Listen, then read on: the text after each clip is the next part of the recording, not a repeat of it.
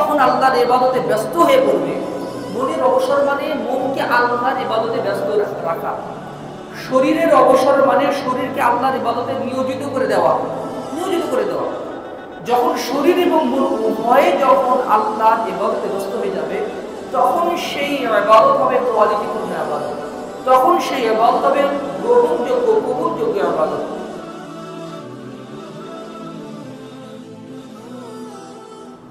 আল্লাহর ইবাদতের জন্য যে অবসরের প্রয়োজন রয়েছে, দৈহিক অবসর এবং মানসিক অবসর, সময়ের অবসর, এটা আমরা অনেক সময় বেমালুম ভুলে থাকি। আল্লাহর ইবাদত করতে গেলে তার ইবাদতের জন্য ফ্রি টাইম ব্যবহার করা, একটু ফ্রি হয়ে যাওয়া, এটা খুবই গুরুত্বপূর্ণ। মানুষ সরকারি চাকরি করার পরে বয়সের একটা নির্দিষ্ট মাত্রায় গিয়ে তিনি চাকরি থেকে রিটায়ার করেন, অবসরে যান। অনেকেই খেলাধুলা থেকে রিটায়ার করেন, অবসরে যান। অনেকেই রাজনীতি থেকে রিটায়ার করেন, অবসরে যান। অনেকেই বিভিন্ন দায়িত্ব থেকে অবসর নেন, কিন্তু আল্লাহর ইবাদত থেকে অবসরের কোনো সুযোগ নেই। একদম মালাকুল মউত জান কবজ করার পূর্ব পর্যন্ত, জীবনের শেষ নিঃশ্বাস পর্যন্ত আল্লাহর ইবাদত বন্দেগী করে যেতে হয়। ওয়া'বুদ রাব্বাকা হাত্তা ইয়াতিয়াকাল ইয়াকিন, তুমি মৃত্যু আসা অবধি আল্লাহর ইবাদত বন্দেগীতে রত থাকো, আল্লাহর ইবাদত বন্দেগী করে যাও। এই তাফাররুক ইবাদতের জন্য অবসরকে হাদিসের ভাষায় তাফাররুক বলা হয়েছে। সরাসরি এই কথাটি আল্লাহ তাআলা হাদিসে উল্লেখ করেছেন। আবু হুরায়রা রাদিয়াল্লাহু আনহু থেকে বর্ণিত, তিনি বলেন, রাসূলুল্লাহ সাল্লাল্লাহু আলাইহি ওয়াসাল্লাম বলেছেন, আল্লাহ তাআলা বলেন, আল্লাহ তাআলা হাদিসে কুদসিতে বলেছেন, ইয়া ইবনা আদম, হে আদম সন্তান। আল্লাহ তাআলা তার বান্দাকে আদর করে স্নেহ ভরা কণ্ঠে ডেকে বলছেন, ইয়া ইবনা আদম, হে আদম সন্তান, তাফাররাগ লিইবাদাতি, আমার ইবাদতের জন্য একটু সময় বের করে নাও, আমার ইবাদতের জন্য একটু ফ্রি হও। আমলা সাদরাকা গিনান, আমি তোমার অন্তরকে ধনী করে দেব, আমি তোমার অন্তরকে ধনী করে দেব, অভাব মুক্ত করে দেব, তোমার কোনো অভাব থাকবে না, সব চাওয়া তো আমি তোমার পূর্ণ করে দেব।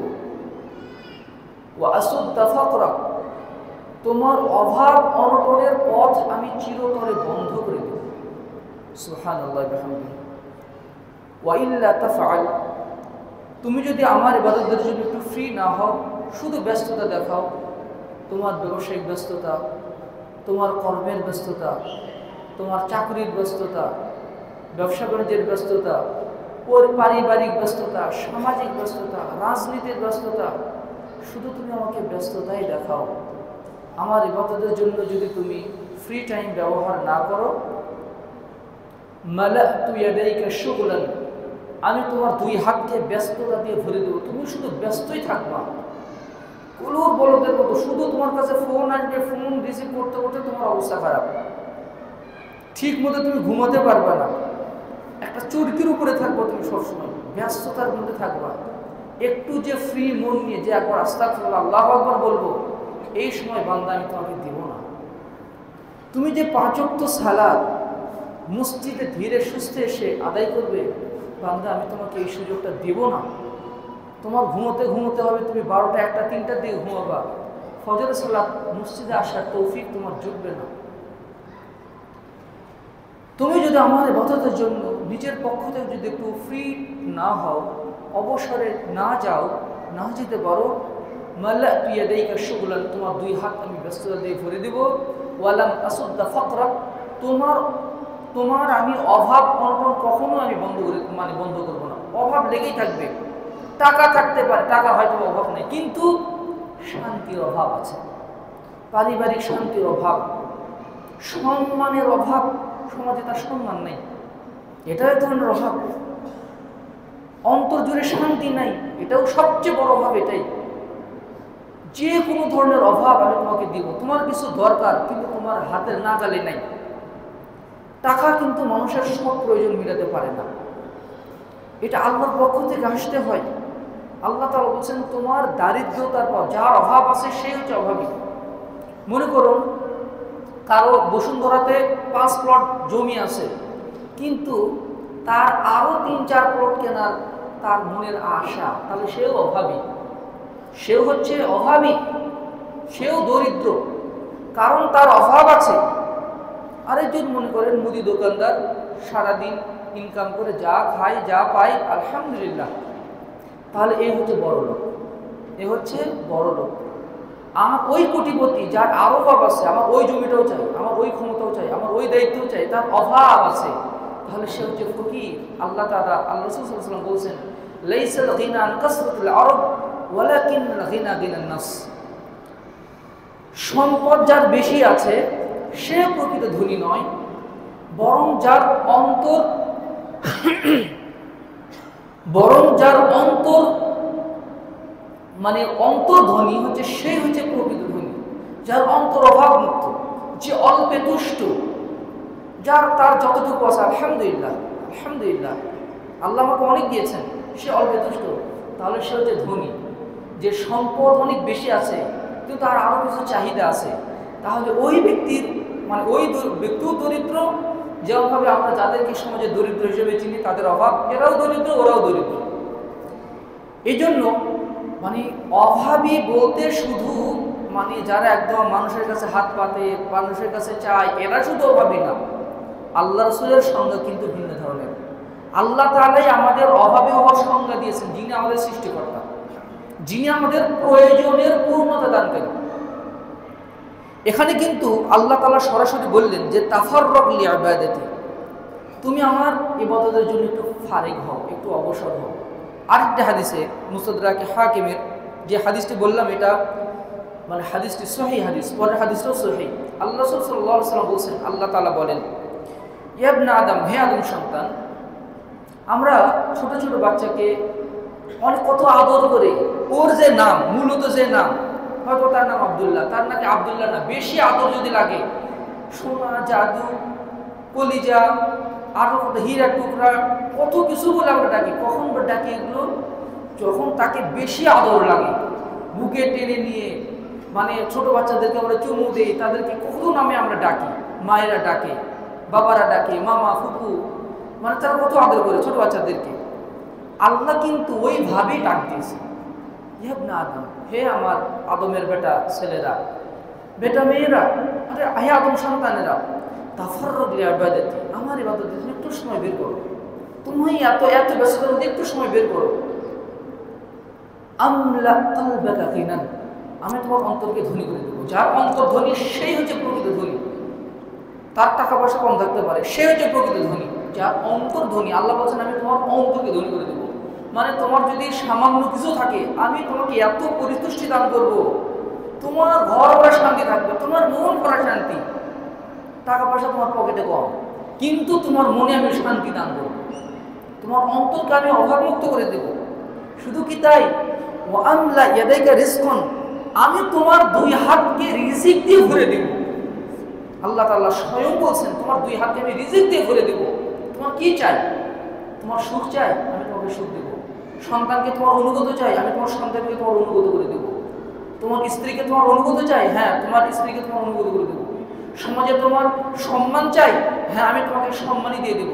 তোমার ঈমান পরহেজগারিতা চাই, হ্যাঁ আমি তোমাকে সেটাই দিয়ে দেব।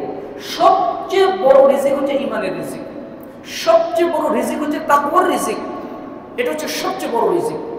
তারপর হচ্ছে সন্তান সন্ততি, স্ত্রী পরিবারের রিজিক, সুস্থতার রিজিক, এটাও এক ধরনের রিজিক। আর সর্বনিম্ন কোয়ালিটির রিজিক হচ্ছে টাকা পয়সা। আমি তোমাকে যাবতীয় রিজিক আমি দিয়ে তোমার দুই হাতকে একদম ভরপুর করে দেব, পূর্ণ করে দেব। সুবহানাল্লাহ বিহামদিহি। আল্লাহ স্বয়ং ওয়াদা করেছেন, আল্লাহ স্বয়ং ওয়াদা করেছেন ইন্না ওয়াদাল্লাহি হক, আর আল্লাহ তাআলার ওয়াদা অবশ্যই সত্য। পরের বাক্যে আবার আল্লাহ তাআলা বলেন ইয়া ইবনে আদম, হে আমার আদমের সন্তানেরা, লা তাবাআদ মিন্নি, খবরদার আমার ইবাদত থেকে দূরে সরে যেও না, আমার ইবাদত থেকে দূরে সরে যেও না, বিনিময়ে কিন্তু কঠোর শাস্তি আছে তোমার জন্য। কি? আমি তোমার অন্তরকে অভাবে করে দেব, তোমাকে দরিদ্র বানিয়ে দেব। তোমার 5 তলা বিল্ডিং আছে, 10 তলা বাড়ি আছে, কয়েকটা করে গাড়ি আছে তোমার, কিন্তু তোমার অভাবের শেষ থাকবে না। পরিবারের শান্তি নাই, স্ত্রী তার নিয়ন্ত্রণে নাই, সন্তান তার নিয়ন্ত্রণে নাই। এর চেয়ে বড় অসুখী মানুষ আর পৃথিবীতে আমার মনে হয় থাকতে পারে না। যার স্ত্রী এবং সন্তান তার অবাধ্য, এর চেয়ে অসুখী মানুষ আর পৃথিবীতে কেউ নেই। আল্লাহ তাআলা দিয়ে দিতে পারেন, হয়তো বা সম্পদ দিয়েছেন, হয়তো বা ক্ষমতা দিয়েছেন, অনেক কিছু দিয়েছেন, কিন্তু ভিতর থেকে তার জীবন শেষ। অর্থাৎ পরিবারের শান্তি নেই। পরিবারে যার শান্তি নেই, পৃথিবীর আর কোথাও সে শান্তি পাবে না। সে যাই হোক না কেন, যত ক্ষমতার অধিকারী হোক না কেন, যত টাকা পয়সার অধিকারী হোক না কেন, পরিবারে যদি কারো শান্তি না থাকে, পরিবারে যদি আগুন লেগে যায়, সে পৃথিবীর কোথাও শান্তি পাবে না, কোথাও শান্তি পাবে না। সম্মান নষ্ট হওয়া, এটা আল্লাহ তাআলা তাকে অভাবী করে দিবেন। শুধু কি তাই, ওয়ালাম আসুদ্দা ফাকরা, তোমার দারিদ্রতা, তোমার অভাব অনটন সবসময় চোখের সামনে লটকানো থাকবে। যেই দিকে যাবে সেই দিকে মরুভূমি। তোমার অভাব অনটন কখনোই আল্লাহ তাআলা পূর্ণ করবেন না, আর তোমাকে আল্লাহ ব্যস্ততা দিয়ে ভরে দিবেন। এত ব্যস্ত থাকবা, কুলুর বলদের মতো শুধু সারাদিন ব্যস্ততার মধ্যে থাকবা, না পাবা শান্তি, না পাবে একটু স্বস্তি। এটা কেন হবে? কিসের শাস্তি স্বরূপ? যদি বান্দা আল্লাহ ইবাদতের জন্য সময় বের করে না নেয়, একটু অবসর না নেয়। এই যে আল্লাহ তাআলা কিন্তু এখানে তার ইবাদতের জন্য অবসর নিতে বলেছেন, তাই না? অবসর নিতে বলেছেন। এই অবসরটা 3 ভাগে বিভক্ত। একটা হচ্ছে মনের অবসর। মনের অবসর, আপনি অফিসে আছেন, চাকরি বাকরি করছেন, কিন্তু আপনার অন্তর আল্লাহর ইবাদত করতেছে, জিকির আজকার করছে, আল্লাহর সৃষ্টি নিয়ে চিন্তা ভাবনা করছে, নিজের মৃত্যুর কথা মনে হচ্ছে, আল্লাহর বরকতের কথা মনে হচ্ছে, আল্লাহর উপরে তাওয়াক্কুল বেড়ে যাচ্ছে, অথবা মনে মনে আপনি তাসবিহ তাহলিল করছেন, সুবহানাল্লাহ, আলহামদুলিল্লাহ। এই যে মনের অবসরটা, অথবা নির্জন সময়ে মনে প্রাণে একদম আল্লাহর জিকির করা, আল্লাহকে স্মরণ করা, এটা হচ্ছে মনের অবসর। একজন সালাফকে বলা হলো, মানুষের মন কি কখনো সিজদা করে?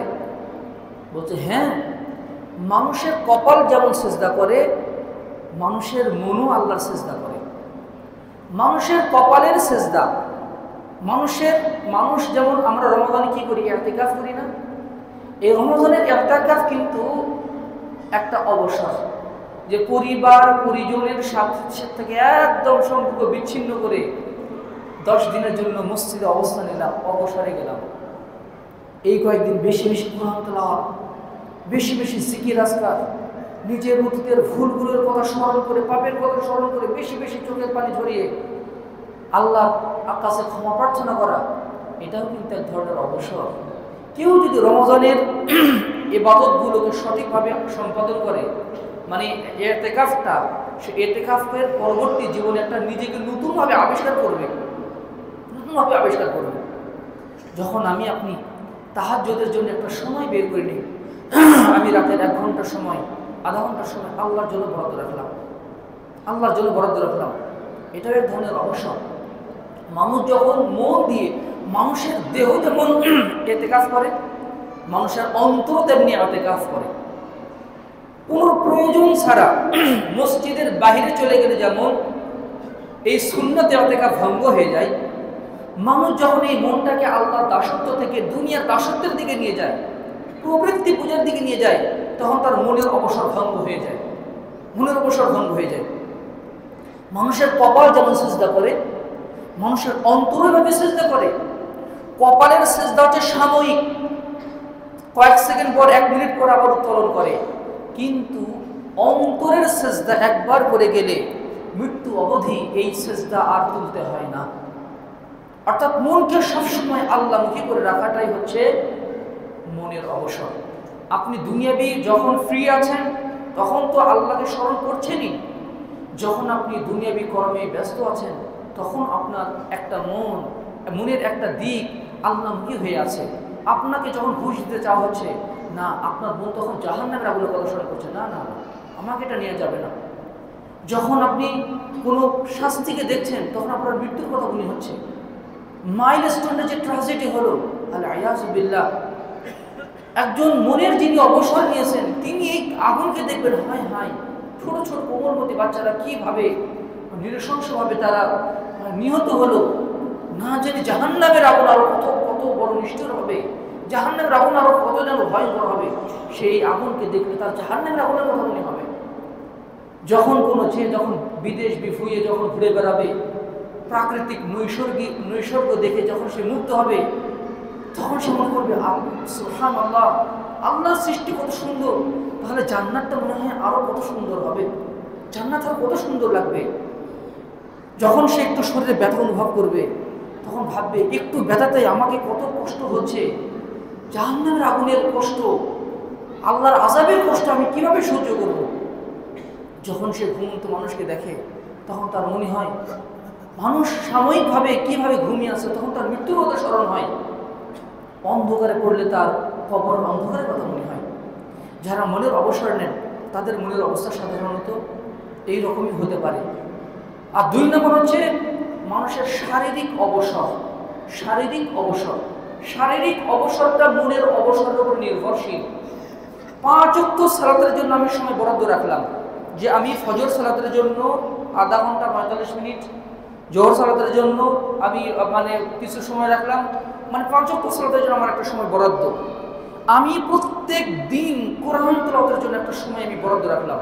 প্রত্যেক দিন ফজর পরে ইনশাআল্লাহ আমার যত ব্যস্ততা থাক আধা ঘন্টা ইনশাআল্লাহ কোরআন তেলাওয়াত করব। এটা আমি আল্লাহর জন্য অবসর নেব। এটা হচ্ছে দৈহিক অবসর। তবে দৈহিক অবসরটা মনের অবসরের উপরে নির্ভরশীল। ধরুন যে আমি সালাত আদায় করছি, আমার মন যদি অবসরে না যায়, আমার শরীর উপস্থিত হয়েছে, তাহলে এটাতে আমার কাজ হবে না। আমি সালাত আদায় করছি কিন্তু আমার মনোযোগ সালাতের ভিতরে নেই, তাহলে এই দৈহিক অবসরের কোনো মূল্য থাকবে না। যখন মন অবসর নিবে, মন যখন আল্লাহর ইবাদতে ব্যস্ত হয়ে পড়বে, মনের অবসর মানে মনকে আল্লাহর ইবাদতে ব্যস্ত রাখা। শরীরের অবসর মানে শরীরকে আল্লাহর ইবাদতে নিয়োজিত করে দেওয়া। যখন শরীর এবং মন উভয়ে যখন আল্লাহর ইবাদতে ব্যস্ত হয়ে যাবে, তখন সেই ইবাদত হবে কোয়ালিটিপূর্ণ ইবাদত, তখন সেই ইবাদত হবে গ্রহণযোগ্য, কবুলযোগ্য ইবাদত। কারণ যেই ইবাদতের সময় অন্তর গাফেল থাকে ওই ইবাদত কবুল হয় না, যেই দোয়ার সময় অন্তর গাফেল থাকে ওই দোয়াও কবুল হয় না। ইলামু, আল্লাহ সাল্লাল্লাহু আলাইহি ওয়াসাল্লাম বলেছেন, জেনে রাখো, ইন্নাল্লাহা লা ইয়াকবালু দুআআ মিন কলবিন গাফিরিন লাহিন। মনে রেখো যে আল্লাহ তাআলা ওই ব্যক্তির দোয়া কবুল করেন না যে গাফেল হয়ে, অমনোযোগী হয়ে আল্লাহর কাছে কিছু প্রার্থনা করেছে, ওই ব্যক্তির দোয়া আল্লাহ কবুল করেন না।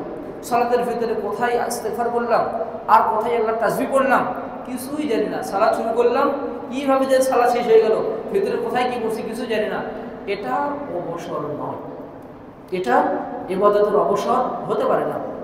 আর 3 নম্বর অবসর হচ্ছে সময়ের অবসর।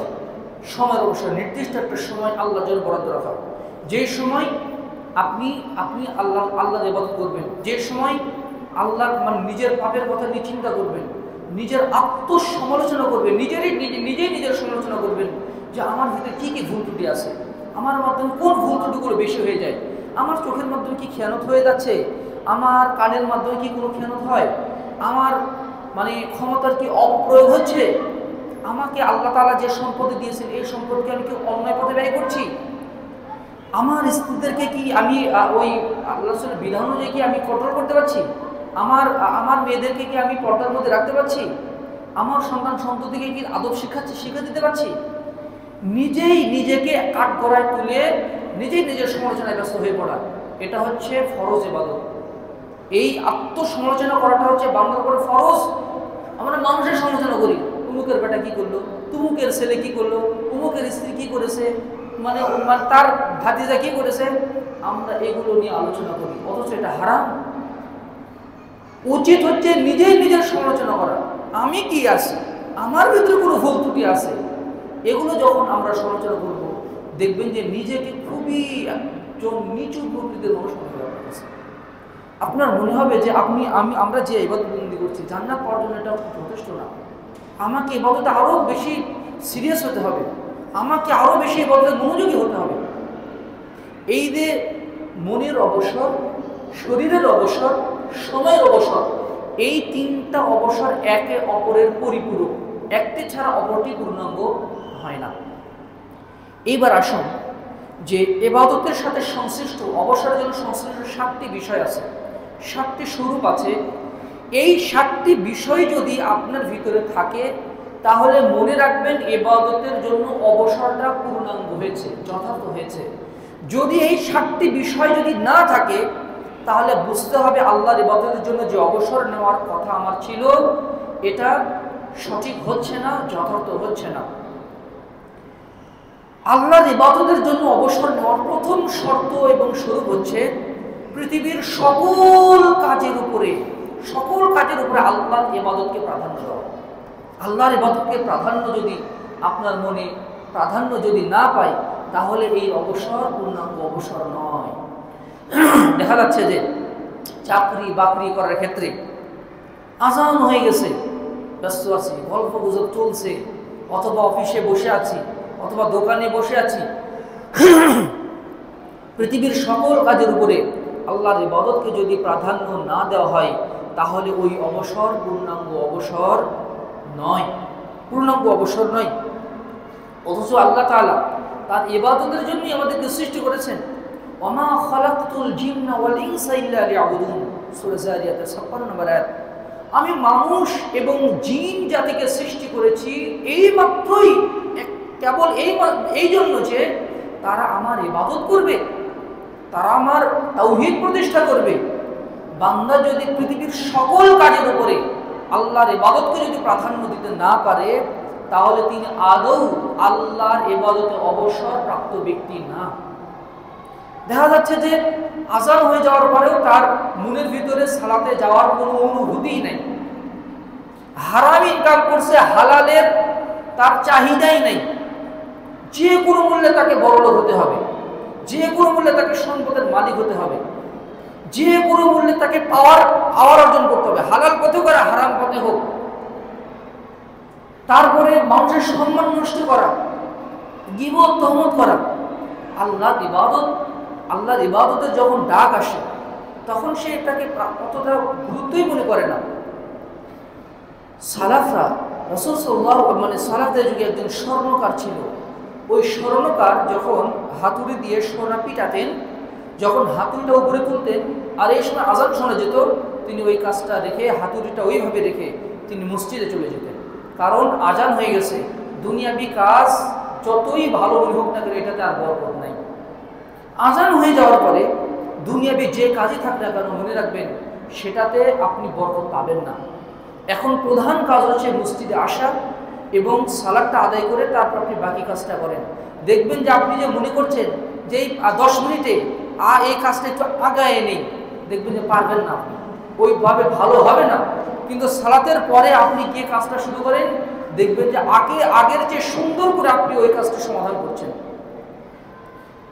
আমি এই কথা মাঝে মাঝে বলি যে আমি এমন অনেক ব্যবসায়ীকে দেখেছি, কাপড়ের ব্যবসায়ী, দোকান ভরে কাস্টমার, আজান হয়ে গেছে, ভাই মাফ করেন, ভাই মাফ করেন, আজান হয়ে গেছে, একটু আমাকে মসজিদে যেতে হবে।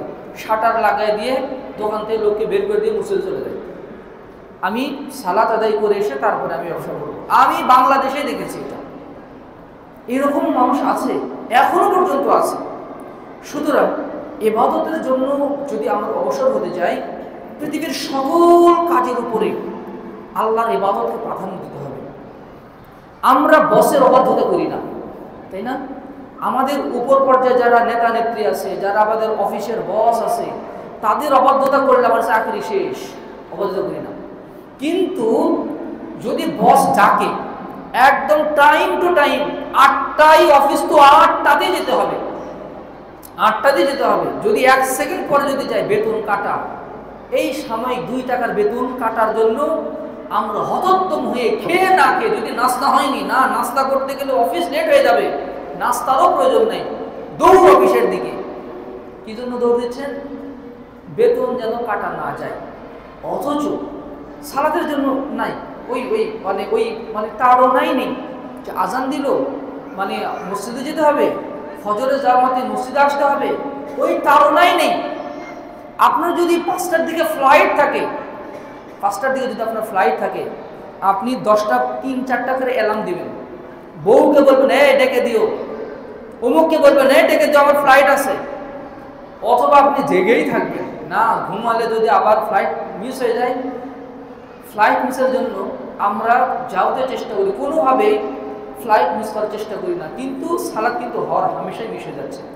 মানে কি, আমি ইবাদতকে যাবতীয় কাজের উপরে প্রাধান্য দিতে পারছি না। যদি এমনটা হয় তাহলে দেখবেন আপনি মসজিদে আসবেন, সালাত আদায় করবেন, আপনার মনে অনুভূতি থাকবে না। সালাতের আগে যা অনুভূতি, সালাতের পরে একই অনুভূতি থাকবে আপনার। এই জন্য পৃথিবীর সকল কাজের উপরে আল্লাহর ইবাদত প্রাধান্য পাবে। 2 নম্বর উপায় হচ্ছে উপস্থিত এবং গভীর মনোযোগ দিয়ে আল্লাহর ইবাদত বন্দী করা। হ্যাঁ, আপনি মসজিদে এসেছেন, জিকির আজকার করছেন, তাসবিহ তাহলিল করছেন, অথবা মানে আল্লাহর ইবাদত বন্দী করছেন, কোরআন তেলাওয়াত করছেন, দোয়া করছেন আল্লাহর কাছে, কিন্তু ভেতরে ফিলিংস নাই, অথবা গভীর মনোযোগ নাই, উপস্থিত হৃদয় নেই, তাহলে এই ইবাদতও প্রকৃত অর্থে অবসর নয়, প্রকৃত অর্থে অবসর নয়। আল্লাহ তাআলা তার রাসূলকে বলেছেন, ফাইদা ফারাগতা ফানসব ওয়া ইলা রাব্বিকা ফারগাব। হে নবী, যখন একটু অবসর পাবেন, যখন একটু ফাঁকা সময় হবে আপনার, তখনই আল্লাহর ইবাদত আপনি রত হয়ে যাবেন। আল্লাহ কাকে নির্দেশ দিচ্ছেন? তার রাসূলকে নির্দেশ দিচ্ছেন। আর আমরা অবসর পেলে কি করি? অবসর পেলে সাথে সাথে ফোনটা বের করে হয় ইউটিউবে, নয় ফেসবুকিংয়ে, কে মেসেজ করলো না করলো, আমরা সেটা দেখা শুরু করি। শয়তান আমাদেরকে এমন একটা দৌড়ের উপরে রাখে, আপনাকে জিকির করতে দিবে না। আপনি যে গাড়িতে উঠেই যে একটু মানে জিকির আজকার করবেন, তাসবিহ তাহলিল করবেন, সফরের সময় দোয়া কবুল হয়, লা শাক্কা ফিহি, এতে কোনো সন্দেহ নেই। আল্লাহ রাসূল বলেছেন সফররত অবস্থায় দোয়া করলে সেটা কবুল হবেই, এতে কোনো সন্দেহ নেই। কিন্তু আমাদের কি হয় জানেন, যে সফররত অবস্থায় স্ক্রলিং করতে করতে করতে আমাদের সফর শেষ হয়ে যায়। আমরা যে একটু মানে ফোনটা রেখে একটু মন দিয়ে কোনো কিছু যে অনুভব করা, তারপর আল্লাহর কাছে দোয়া করা, অথবা আল্লাহর কাছে কোনো কিছু চাওয়া, এটা কিন্তু আমরা অধিকাংশ সময় করতে পারি না। শয়তান আমাদেরকে করতে দেয় না, শয়তান আমাদেরকে করতে দেয় না। এই জন্য যখন আমরা দোয়া করব, যখন আমরা ইবাদত করব, ইবাদতের সময় অন্তরটা যেন উপস্থিত থাকে, কারণ আল্লাহ তাআলার কাছে উপস্থিত হৃদয়ের কোনো ইবাদত ছাড়া ওটা কবুল হয় না। এই যে সালাত আমরা আজ আদায় করি, রাসূলুল্লাহ সাল্লাল্লাহু আলাইহি ওয়াসাল্লাম বলেছেন, মুসদ্দারাকে হাকিম হাদিসটি এসেছে 3805 নম্বর হাদিস, যখন কোনো বান্দা সুন্দর করে ওযু করবে, মা মিন মুসলিমিন ইয়াতাওয়াদ্দাউ ফায়াসবিগু ওযুহু ফায়াকুমু ফি সালাতিহি, ওযু করবে, ওযুটাকে সুন্দর করে করবে, এবং ফায়াফহামু মা ইয়াকুলু ফীহিমা, একদম বুঝে বুঝে করবে, শুরু থেকে শেষ পর্যন্ত সব দোয়া বুঝে বুঝে এবং মনোযোগের সহিত সে যদি করতে পারে, যে সালাতের ভিতরে অন্যদিকে মনোযোগ যায়নি, একদম পূর্ণ মনোযোগ সালাতের ভিতরে ছিল, রুকুতে কি পড়েছে, সিজদাতে কি পড়েছে, শেষ বৈঠকে কি আল্লাহর কাছে দোয়া করেছে, সব কিছু বুঝে বুঝে পড়েছে। আল্লাহ রাসূল বলছেন, ইন্না ইন ফাতালাকা ইয়াউমিন ওয়ালাদাতহু উম্মুহু, তাহলে সে সালাত এমনভাবে শেষ করবে যেন আজকে সে তার মায়ের পেট থেকে জন্মগ্রহণ করলো, লাইসা আলাইহি খাতিয়াতুন, তার কোনো পাপ নেই। সুবহানাল্লাহি ওয়া বিহামদিহি সুবহানাল্লাহিল আযীম। চারটিখানি কথা। একজন সদ্য ভূমিষ্ঠ শিশুর মতো মানুষ নিষ্পাপ হতে পারবে যদি উপস্থিত হৃদয় নিয়ে পূর্ণ মনোযোগের সহিত যদি সে সালাত আদায় করতে পারে। সুবহানাল্লাহি ওয়া বিহামদিহি। এটা কিন্তু খুবই কঠিন। জিহাদের ময়দানে জীবন মরণ লড়াইয়ের চেয়েও বড় কঠিন হচ্ছে সালাতের শুরু থেকে শেষ পর্যন্ত পূর্ণ মনোযোগ ধরে রাখতে পারা। আর এই অসাধ্যকে যারা সাধন করতে পারে তারাই হচ্ছে প্রকৃত ইবাদতের অবসরপ্রাপ্ত ব্যক্তি, তারাই হচ্ছে প্রকৃত আল্লাহর মানে ইবাদতকারী ব্যক্তি। আল্লাহ তাআলা আমাদেরকে সেই তৌফিক দান করুন, আল্লাহুম্মা আমিন। 3 নম্বর হচ্ছে ইবাদতের জন্য প্রবল আগ্রহ থাকা। ইবাদতের জন্য প্রবল আগ্রহ থাকা, যদি আপনি ইবাদতের জন্য অবসর নিতে চান। রাসূলুল্লাহ সাল্লাল্লাহু আলাইহি ওয়াসাল্লামের সাহাবী আবু বকর রাদিয়াল্লাহু আনহু ছিলেন এই ব্যাপারে খুবই মানে আগ্রহী। আল্লাহ রাসূল একদিন বলেছেন, তোমাদের কি আজকে জানাজার সালাতে অংশগ্রহণ করেছো? আবু বকর বললেন, হ্যাঁ রাসূল আমি করেছি। তোমাদের কি আজকে সিম রেখেছো? হ্যাঁ রাসূল আমি রেখেছি। তোমাদের কি আজকে কোনো রোগীকে দেখতে গিয়েছো? হ্যাঁ রাসূল আমি রেখেছি। তোমাদের কে আজকে কোনো দরিদ্র মিসকিনকে খাবার খাইয়েছো? হ্যাঁ রাসূল আমি করেছি। আল্লাহ রাসূল বললেন, মাজতামা'না ফি ইমরিন ইল্লা দাখালাল জান্নাহ, এই বৈশিষ্ট্য যার ভিতরে থাকবে সে জান্নাতে যাবে। সব সময় একটা সুযোগের অপেক্ষা থাকে, কখন কোন ইবাদতের সুযোগ আছে। এখন একটু জিকির করার সুযোগ আছে, কারোর সাথে কোনো গল্প গুজব নাই, জিকিরের রত হয়ে আছে। এখন একটা জানাজার সালাতে চলে গেছে, কেউ একটু অসুস্থ দেখতে গেছে, তাকে একটু রাতে একটু আগে ঘুমিয়ে গেছে, তাহাজ্জুদে দাঁড়িয়ে গেছে, যখনই সময় পাবে তখন আল্লাহর ইবাদত করতে থাকবে। রাসূলুল্লাহ সাল্লাল্লাহু আলাইহি ওয়াসাল্লাম ইবাদতের ব্যাপারে এত আগ্রহী ছিলেন, যখন আযান হয়ে যেত তিনি মানে আর কারো দিকে তাকাতেন না। মা আয়েশা সিদ্দিকা রাদিয়াল্লাহু আনহা বলছেন, আল্লাহ রাসূল আমাদের সাথে গল্পগুজব করতেন, একটু মজা করতেন, সংসারের কাজও তিনি করতেন, কিন্তু যেই না মসজিদে আযান হয়ে যেত তার অবস্থা এমন হয়ে যেত যেন তিনি আমাদেরকে চেনেনই না, আমরাও তাকে চিনি না, তিনিও আমাদেরকে চেনেন না। তার অবস্থা এমন হয়ে যেত মসজিদে যাওয়ার জন্য। সুবহানাল্লাহ ওয়া বিহামদিহি সুবহানাল্লাহ আযীম। আল্লাহ তাআলা আমাদেরকে ইবাদতের প্রতি পূর্ণ আগ্রহী হওয়ার তৌফিক দান করুন, আল্লাহুম্মা আমিন। 4 নম্বর হচ্ছে ইবাদতে বিরক্তি না আসা। ইবাদত করতে করতে ভালো লাগতেছে না, যে আপনি ইবাদত করতে কোরআন তেলাওয়াত করছেন, কোরআন তেলাওয়াত একটু করার পরে আর ভালো লাগে না। সালাতে একটু যদি তেলাওয়াত যদি লম্বা হয় অবস্থা খারাপ হয়ে যায়, একটু যদি জুমার খুতবা যদি একদিক সেদিক হয় তার ভিতরে একদম তুলপট শুরু হয়ে যায়, আজকে একটু লম্বা হয়ে গেছে। অথবা সে যদি মানে সালাত যত সংক্ষেপে আদায় করা যায়, কারণ এত ভালো লাগতেছে না, সালাতের পরে একটু জিকির আজকার করবে না, সালাত আদায় করেই তাকে চলে যেতে হবে। কি ব্যস্ততা? কোনো ব্যস্ততা নেই, গল্প গুজব, অথবা বাড়িতে বসে থাকবে সে। অথচ সালাতের পরে এমনভাবে বের হয়ে যাবে, জিকির আজকারও করবে না, মনে হচ্ছে দুনিয়ার শত ব্যস্ততা নিয়ে তাকে ঘুরতে হয়। এই হচ্ছে আমাদের অবস্থা। অথচ ইবাদতের যেন বিরক্তি যদি চলে আসে, রাসূল সাল্লাল্লাহু আলাইহি ওয়াসাল্লাম বলেন, ইয়া আইয়ুহান নাস খুযু মিনাল আমালি মা তুতিকুন, তোমরা সাধ্য অনুযায়ী আল্লাহর ইবাদত বন্দেগী করো। ফাইন্নাল্লাহা লা ইয়ামাল্লু হাত্তা তামাল্লু, তোমরা ইবাদত বন্দেগী করতে যতক্ষণ না বিরক্ত না হও, আল্লাহ তাআলা ততক্ষণ পর্যন্ত বিরক্ত হন না। ওয়া ইন্না হাব্বাল আমালি লিল্লাহি তাআলা মা দামা ওয়া ইন ক্বাল্লা, আল্লাহর নিকটে সবচেয়ে প্রিয় আমল সেটাই যা নিয়মিত করা হয়, সেটা অল্প করে হলেও নিয়মিত আদায় করা হয়। বান্দার যার সাথে ভালোবাসে, যেমন মনে করেন আপনার সাথে আমার খুবই ভালো সম্পর্ক, গুড রিলেশন, আপনার সাথে আমি দাঁড়িয়ে 1 ঘন্টা 2 ঘন্টা ধরে গল্প করলে আমার কোনো বিরক্তি আসবে না, আমার গাড়ি আছে, আপনার সাথে আমার ভালো সম্পর্ক, ভাই চলেন আপনি রাজশাহী যাবেন, আপনাকে নতুন বাজারের মতো রেখে আসি, আপনার কিছু মনে হবে না। কিন্তু যার সাথে আপনার শত্রুতা আছে, ওর সাথে যদি কোনোভাবে যদি সাক্ষাৎ হয়ে যায়, আসসালামু আলাইকুম, ওয়ালাইকুম আসসালাম, শেষ। যাকে আপনি ভালোবাসেন না, দেখবেন যে তার সাথে আপনার কথাবার্তাও কম হয়। আর যার সাথে আপনি ভালোবাসেন, যাকে সাথে আপনার বড় সম্পর্ক, দেখবেন যে ফোন করবার, ভাই কেমন আছেন, ভাবি কি রান্না করছে আজকে, কি দেখিয়েছেন, মানে প্রাসঙ্গিক কথার বাহিরে আবার অপ্রাসঙ্গিক কথাও হয়ে যায়, কারণ তার সাথে মনের একটা সম্পর্ক আছে। কিন্তু মনের যদি সম্পর্ক না হয়, যদি যতটুকু প্রয়োজন, ভাই আসেন, প্রয়োজন আছে, হ্যাঁ অফিসে আসো, শুধু যতটুকু প্রয়োজন ততটুকু আপনি বলেন।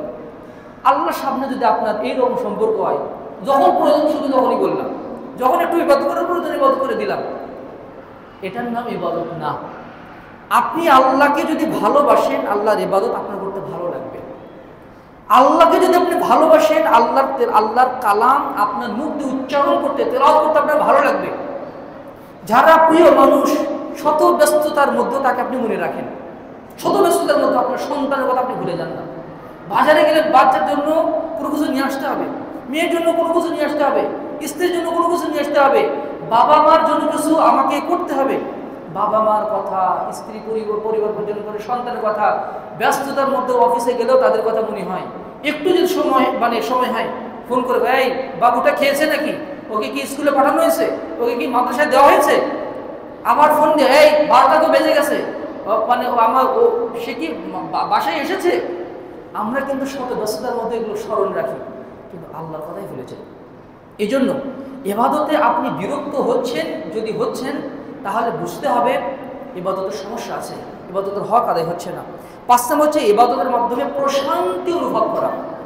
ইবাদতের মধ্যে আমি শান্তি পাচ্ছি কিনা।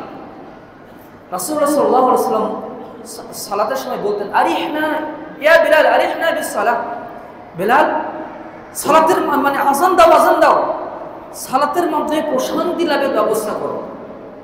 রাসূলুল্লাহ সাল্লাল্লাহু আলাইহি ওয়াসাল্লাম বলেন, আমার প্রশান্তি রাখা হয়েছে হুব্বিবা ইলাইয়া ফিন নিসাই কুররাতু আইনি ফিস সালাত ওয়া ফিন নিসা, স্ত্রী এবং সালাতের মধ্যে আমার জন্য প্রশান্তি রাখা হয়েছে।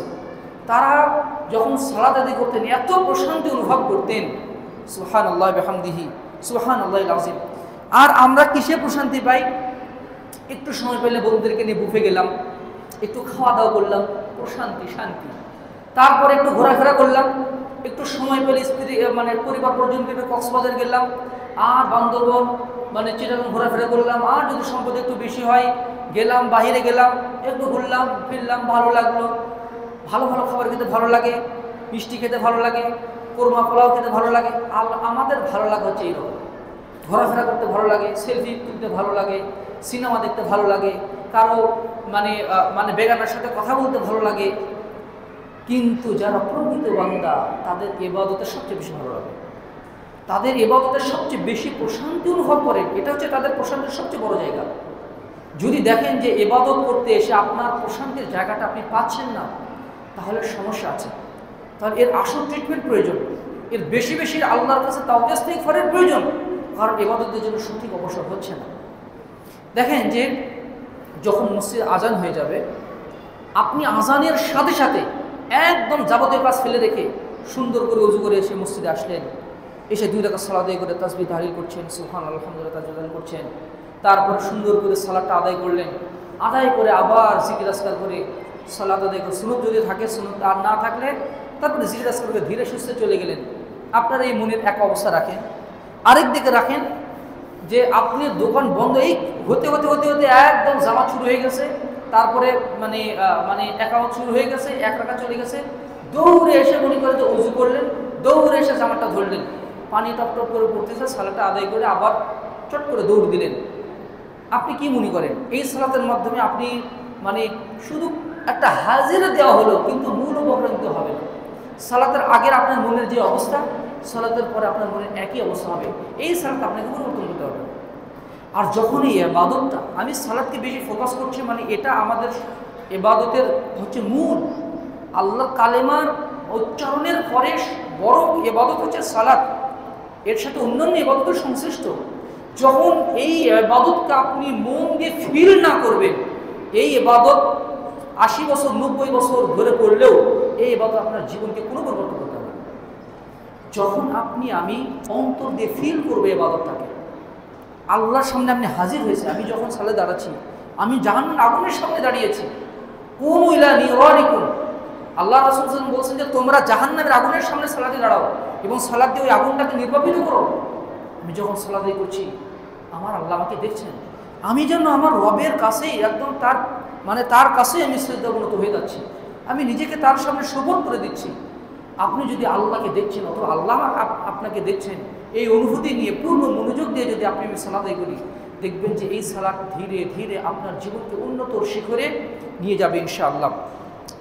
6 নম্বর হচ্ছে ইবাদতের পরিশ্রম করা।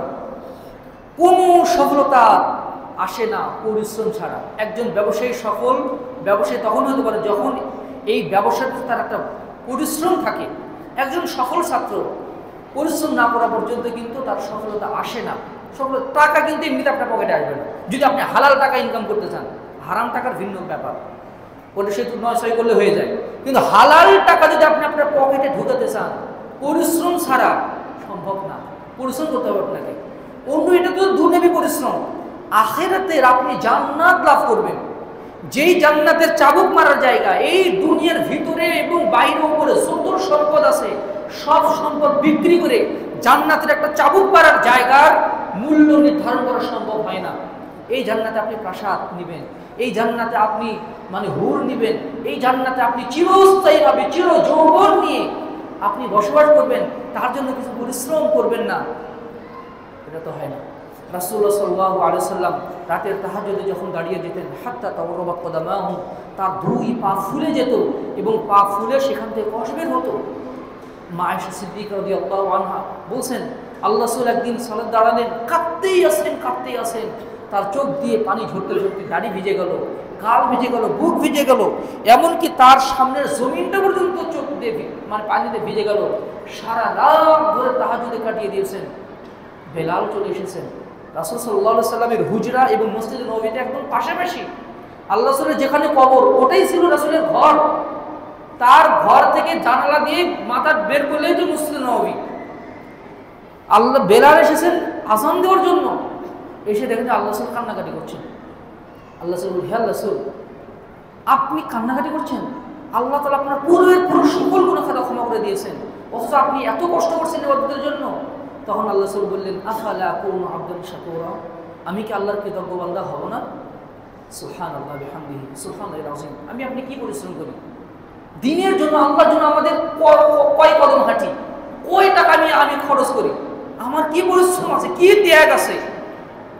হ্যাঁ, দুনিয়াবি পাওয়ার জন্য আমরা অনেক কিছু ত্যাগ করি, অনেক কোটি কোটি টাকা ব্যয় করতে পারি দুনিয়াবি ফায়দার জন্য, কিন্তু জান্নাত লাভের জন্য আমাদের ত্যাগের পরিমাণ খুবই অল্প, খুবই অল্প। এর জন্য শারীরিক পরিশ্রম, ইবাদতের জন্য কায়িক পরিশ্রমও প্রয়োজন, কায়িক পরিশ্রম প্রয়োজন। পরিশ্রম না করলে আপনি আপনার অন্তরটা মানে ইমানের উপরে সাবেত হবে না। যেমন আপনি যদি ব্যায়াম যদি নিয়মিত না করেন, আপনার যদি হরকত যদি না থাকে, আপনার শরীর একসময় দুর্বল হয়ে যাবে, দুর্বল হয়ে যাবে। হাঁটে সারাদিন বিছানা করে শুয়ে থাকবেন, খাবেন আর ঘুমাবেন আর শুধু শুয়ে থাকবেন, দেখবেন যে একসময় আপনাকে হসপিটালে ভর্তি হতে হবে, কারণ আপনার নড়াচড়া নাই তো। এই মানে এই ইবাদতের জন্য আপনাকে আমাকে পরিশ্রম করতে হয়, নয়তো এই শরীরটা জান্নাতের উপযোগী হয় না। আর সর্বশেষ হচ্ছে ইবাদতে ইস্তেকামাত থাকা, অর্থাৎ যে ইবাদতটা আমরা করব এই ইবাদতটা যেন নিয়মিত হয়। আজকে একদম 2 ঘন্টা তাহাজ্জুদ করলাম, কালকে নাই। 2 দিন ইবাদতবন্দি করলাম, পরশু দিন থেকে আর নাই। 1 সপ্তাহ খুব মসজিদে আসলাম, পরের দিন থেকে আর মসজিদে খুঁজে পাওয়া যায় না। এটাও করা যাবে না। যে ইবাদতটা করব সেটা যেন নিয়মিত হয়, নিয়মিত হয়। তাহলে আল্লাহর জন্য ইবাদতের যে অবসর, এই অবসরের 7টা শুরু বললাম। 1, পৃথিবীর সকল কাজের উপর আল্লাহর ইবাদতকে প্রাধান্য দিতে হবে। 2, ইবাদত করতে হবে একদম অন্তর থেকে, মনোযোগ দিয়ে, মনের উপস্থিতি নিয়ে আল্লাহর ইবাদতবন্দি করতে হবে। 3, ইবাদতের প্রতি প্রবল আগ্রহী থাকতে হবে, অনাগ্রহ নিয়ে নয়, প্রবল আগ্রহ নিয়ে ইবাদতবন্দি করতে হবে। 4, ইবাদতে বিরক্তি ফিল করা যাবে না। 5, ইবাদতে যেন প্রশান্তি লাভ করা যায়। 6, ইবাদতে পরিশ্রম করতে হবে। এবং 7, এই ইবাদতের নিয়মিত করতে হবে, এর উপরে ইস্তেকামাত থাকতে হবে। যারা এই ইবাদতে যারা এই কাজগুলো করবে তাদের ফলাফল কি? তাদের রিজিকে আল্লাহ তাআলা বরকত দান করবে। যে হাদিসটা আমি বলে দিলাম, তাদের রিজিকে বরকত আসবে, তার স্বাস্থ্যে বরকত আসবে, তার মন মানসিকতায় বরকত আসবে, তার পরিবার পরিজনে বরকত আসবে, যাবতীয় জীবন, তার জীবনের সর্বক্ষেত্র বরকতে পরিপূর্ণ হয়ে যাবে ইনশাআল্লাহ। 2, আল্লাহ তাআলা তার মন ভরা শান্তি দান করবেন। আল্লাহর পক্ষ থেকে সাকিনা নাজিল হয়, সাকিনা নাজিল হয়, যেটা তার মানুষের অন্তর নাজিল হয়। এটা হচ্ছে একটা অনুভূতি, এটা অনুভূতি। যারা আল্লাহর ইবাদতের জন্য সময় ব্যয় করে, সহিহ মুসলিমের হাদিসে এসেছে, ইল্লা নাযালাত আলাইহিস সাকিনা, আকাশ থেকে তাদের হৃদয়ে আল্লাহ তাআলা ওই প্রশান্তি মানে অবতীর্ণ করেন, নাজিল করেন। আপনি জীবন জুড়ে শান্তি পাবেন। এই শান্তি কিন্তু মানুষের সবচেয়ে বড় চাওয়া পাওয়ার বিষয়। এই যে মনে করেন আমরা এত কিছু করি, ব্যবসা বাণিজ্য করি, তারপর রাজনীতি করি, তারপরে হচ্ছে চাকরি বাকরি করি, আরও কত কিছু করি, একটু তো ভালো থাকার জন্য, একটু মনের শান্তির জন্যই তো। ওই শান্তি কিন্তু দুনিয়ার বস্তুবাদী পিছনে পাওয়া যায় না, ওটা আল্লাহর পক্ষ থেকে আসে, আল্লাহর পক্ষ থেকে অন্তর নাজিল হয়। 3 নম্বর হচ্ছে হেদায়েত পাবে। আল্লাহ তাআলা বলেছেন, যারা আমার পথে পরিশ্রম করবে আল্লাহ তাআলা তাদেরকে হেদায়েতের পথে পরিচালিত করবেন।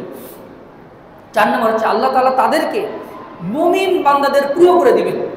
দেখবেন যে আপনি যদি এই কাজগুলো করেন, ওই 7টি কাজ বললাম, আপনি যদি করেন, মুমিন বান্দা আপনাকে ভালোবাসতে শুরু করবে। অটোমেটিক্যালি তাদের অন্তরে আল্লাহ তাআলা একটা ভালোবাসা পয়দা করে দেবেন। না ভাই ভালো, খুব ভালো মানুষ, ভাই ভাইয়ের মতো মানুষ হয় না, চাচার মতো মানুষ হয় না। মুমিন বান্দা, যারা মুমিন বান্দা, তাদের অন্তরে আপনার উপর একটা মহব্বত তৈরি কে করে দিবেন? আল্লাহ করে দিবেন। শুধু কি তাই, আল্লাহ তাআলা স্বয়ং ওই ব্যক্তিকে ভালোবাসা শুরু করে দেন। জিবরিল আমিনকে বলেন, এই আমি কিন্তু বেনাইদের মুখের বেটামুখে ভালোবাসি, তুমিও তাকে ভালোবাসো। জিবরিল আমিন আকাশবাসীকে বলেন, এই তোমরা জেনে রাখো, বেরাইদের মুখের বেটামুখে আল্লাহ তাআলা ভালোবাসেন, তোমরা তাকে ভালোবাসো। সবাই তাকে ভালোবাসতে শুরু করে। এমনকি জমিনে এসে জিবরিল আমিন সেটা ঘোষণা করেন, ফলে জমিনবাসীও তার ব্যাপারে সুধারণা পোষণ করতে শুরু করে। আর যারা আল্লাহর অবাধ্য হয়, তাদের মুমিনের অন্তর থেকে তাদের ভালোবাসা দূরভূত হয় এবং তারা তাকে ঘৃণা করতে শুরু করে, অথচ সে জানেই না। আর 6 নম্বর হচ্ছে আরশের শীতল ছায়া সে লাভ করবে। যারা আল্লাহর ইবাদতের জন্য অবসর হয়, ওই যে 7 শ্রেণীর লোক যারা আরশের নিচে ছায়া পাবে, তার মধ্যে অন্যতম একজন ব্যক্তি যার অন্তর সবসময় মসজিদের সাথে লটকানো থাকে, অন্তর সবসময় মসজিদে লটকানো থাকে। আর 7 নম্বর হচ্ছে উপকারিতা, যারা আল্লাহর ইবাদতের জন্য অবসর হয়, আল্লাহ তাআলা তাদেরকে এমন জান্নাত দিবেন কোনো চোখ কোনো দিন দেখেনি, কোনো কান কোনো দিন শোনেনি, কোনো হৃদয় কখনো কল্পনাই করেনি। আল্লাহ তাদেরকে ওই জান্নাতের মাধ্যমে সম্মানিত করবেন। যারা অবসর হবেন আল্লাহর ইবাদতের জন্য, আল্লাহ তাআলা তাদের জীবনকে সংকুচিত করে দিবেন, তাদের যাবতীয় জীবন থেকে বরকতকে মানে ছাঁটাই করে দিবেন। তাদের জীবন হবে সংকুচিত জীবন, অসম্মানের জীবন। সুতরাং আসুন আল্লাহর দাসত্বের মাধ্যমেই প্রকৃত শান্তি পাওয়া যায়, প্রকৃত সফলতা লাভ করা যায়। আল্লাহ তাআলা আমাদেরকে তার ইবাদতের জন্য যথাযথভাবে অবসর নেওয়ার তৌফিক দান করুন, ফ্রি সময় ব্যবহার করার তৌফিক দান করুন। যাবতীয় ঝামেলার মাঝে আল্লাহর ইবাদতের জন্য, আমার সৃষ্টিকর্তার জন্য, যিনি আমাকে এত সুন্দর করে সৃষ্টি করেছেন, যিনি আমাদের এত সুন্দর চোখ দিয়েছেন, যিনি আমার কান দিয়েছেন, যিনি আমার ভিতরে হার্ট টাট কত কিছু ভিতরে গুরুত্বপূর্ণ শরীর অঙ্গ যে আল্লাহ আমাকে দিলেন, তার জন্য কি একটু শুকরিয়া আদায় করবো না? একটুকে শুকরিয়া আদায় করবো না? তার জন্য একটু সময় বের করবো না? যারা করতে পারবে না তারা তো অকৃতজ্ঞ বান্দা। আল্লাহ যেন আমাদেরকে অকৃতজ্ঞ না বানান, আল্লাহ যেন আমাদেরকে কৃতজ্ঞ বান্দাদের কাতারভুক্ত করেন। আল্লাহুম্মা আমিন।